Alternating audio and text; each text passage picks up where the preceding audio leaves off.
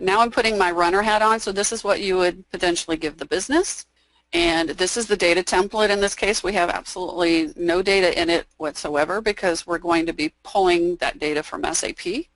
So when I come over here to this Run tab, I actually have multiple SAP interactions, or again, what we call scripts, and one of them includes a query script. So this is pulling data out of the back end, and we have lots of ways to make that also very secure and will not bring down the system if they were to run it. In fact, we can leverage security objects that will take it down to the field value level so that if Ryan and I had different permissions on the transaction from Material Master, for example on plants, we could both run the same query and potentially see different data based on those security objects.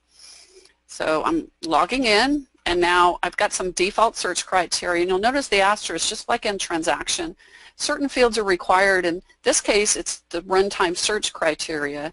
So I can't run this wide open and pull back every single material. I also have a plant that's required. And if I didn't know which plant, I could, again, leverage something like an F4 lookup and search through the plants, get a list of plants, and then simply choose them. So I'm going to stick with my default. Some of the values can be hard-coded, like this initial language key, and some of them can be user-driven. So once I fill in my search criteria, it will go to SAP, and on this yellow bar you'll see the feedback. It's reading the data, and it's writing it to my particular Excel file the way that I mapped it.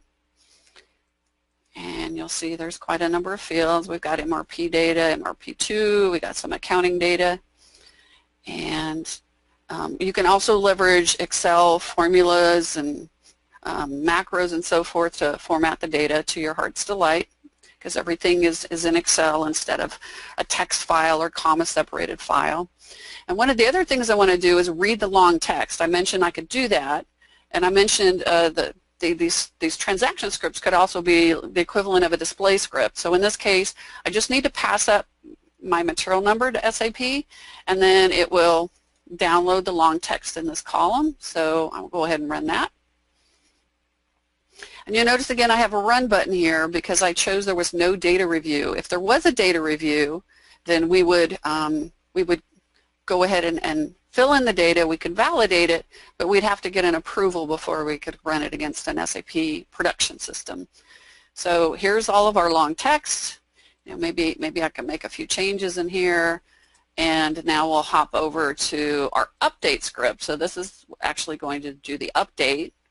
Again, we've extracted using query from the back end. We've read the long text, and now we can turn around and go through the validation process and as well as posting. So we've got a couple of message columns here, so let's do the validate first.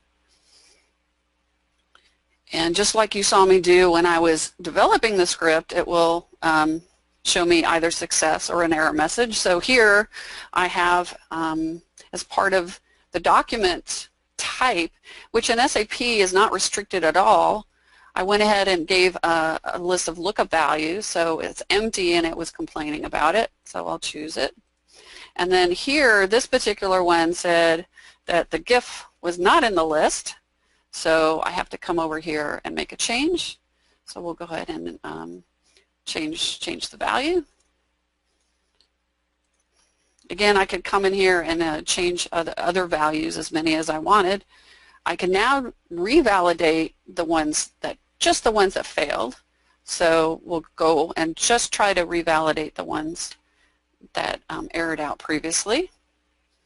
And you'll see that it did. And again, all of these messages are in line with the data, with messages that are pretty easy for a business user to understand. So I don't have to do this whole ping-pong effect with pulling out the ones that succeeded, correcting the ones that failed, and then passing them back to IT. A business user can do this. And again, it's very, very controlled, and all of the business rules that you built into the script, all the business rules in SAP are all adhered to.